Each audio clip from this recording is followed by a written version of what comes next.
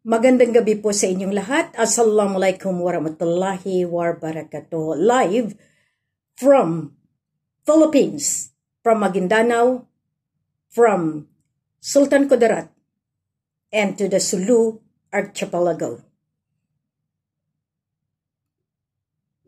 Marami po tayong nag-aantay. December 1st, 2024. Marami na tayong panahon na nagparaya. Tulungan na po natin ang ating mga sarili-sarili. Yung pumirma sa Blood Compact in October 20, 2010. NPA, Lost Command, BIFF, MILF, MNLF, private armors ng mga politiko. Nag-sign po kayo. At yan ang ginamit nila para sa peace talk nila. But as of now, I call each and every one of you. Lahat kayo sa ngalan ng sovereignty. Prepare. This is your Queen Helen, the sovereign queen of the entire sovereign nations of the Philippines, Malaysia, Indonesia, and in support of the Royal Kingdom of the Royal Imperial Lupusug Islamic United Kingdom of Sulu and North Borneo, and the Maharlika Kingdom of God, Lupusug Empire. Prepare for any eventuality. If they will not surrender, then we know what to do. We have our own way how to deal with them. Masyado na po ninyo akong nilagay sa saturation point ko. Sa sobrang pagpapasensya, tama na, sobra na. Pera namin, pero kami pa ang iniipit ninyo. Ayaw nyo? Ayaw nyo akong tulungan? Ninakaw, magnanakaw, kayo lahat. As the leader, the consolidator, lahat ng legitimacy ginawa ko. Pero ginamit ninyo ang Blood Compact para magkaroon kayo ng Bangsamoro Basic Law. Kayong mga kaparian, kayong mga obispado na nag-defy ng order ko. Hindi na ito hamunan kung sino ang superpower.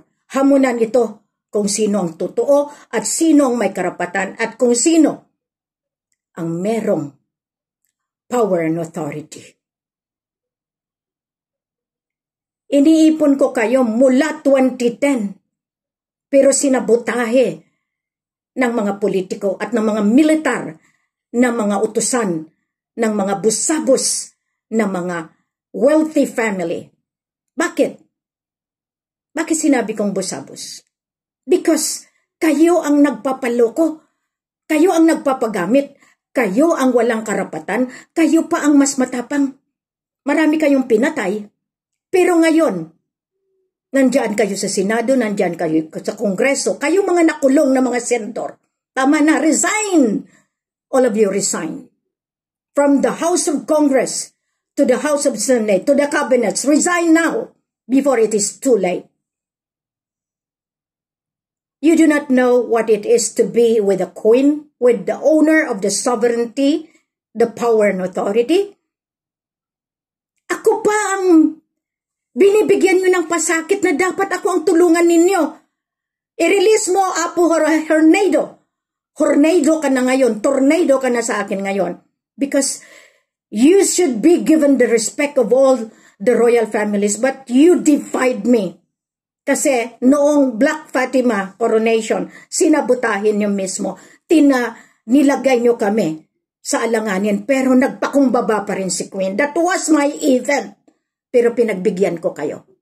At narinig ko mismo sa isang mataba na kasama ko.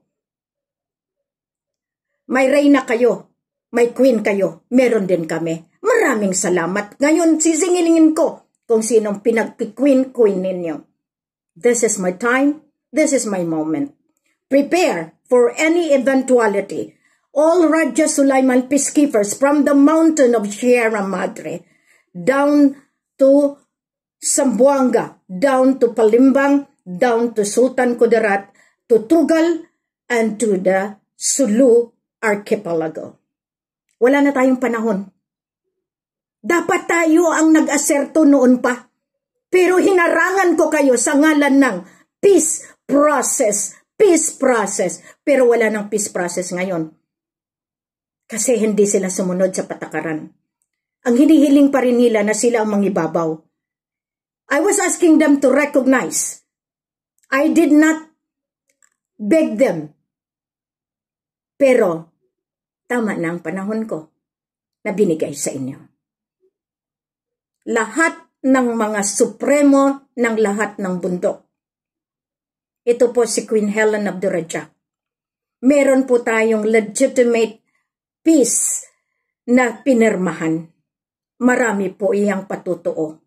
Yung claims ay claims. Yung sa atin ay pagbawi.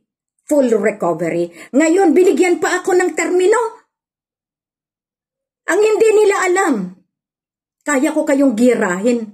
Sa paraan ko. Hindi na sa paraan ng kanino man. Huwag ninyong subukan dahil hinanda ko na ito. Ilabas ninyo yung dapat kong ilabas. Lahat kayong mga pinagbilinan ng armas, ilabas na ninyo. Kayong mga binigyan ng patutuo, kung ano iyan, ilabas na ninyo. Pero huwag ninyong hamunin. Lahat ng militar, kung gusto ninyong magkapera sa Pasko, sumunod kayo. Recognize the rule of law. Hindi yung kung kahit kani-kanino kayong napupunta. Ngayon pupunta sa EDSA, ako pupunta sa Malacanang. Bakit? Bawiin kong akin. That is a Raja Sulaiman Palace from Malacca, Yang de Pertuan Agong. Binawi ko yan, dinala ko sa Malaysia ngayon, binalik ko dito ulit para magkaroon ng substansya ang laban na ito. Kayong mga National Liberation Front of Southern Philippines na binenta ng inyong liderato kay Bongbong. Si Bongbong ang ipitin ko. Ilang milyon ang nakuha ninyo. Kayo na binigyan ko ng pagkakataon. Nung nilagay nyo si Kuya Raja, nung nag-ikot siya, hindi pa rin kayo sumunod. Ngayon yung mga tao na nagsasabi diyan, ngaw-ngaw nga lang ko ng ngaw-ngaw. Ito na!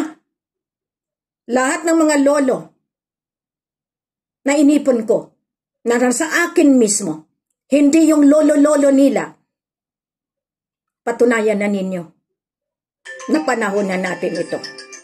Maraming salamat. Our time, our moment. See you all anytime. Kahit saan na venue, maraming salamat po. Magandang gabi, magandang umaga, magandang hapon.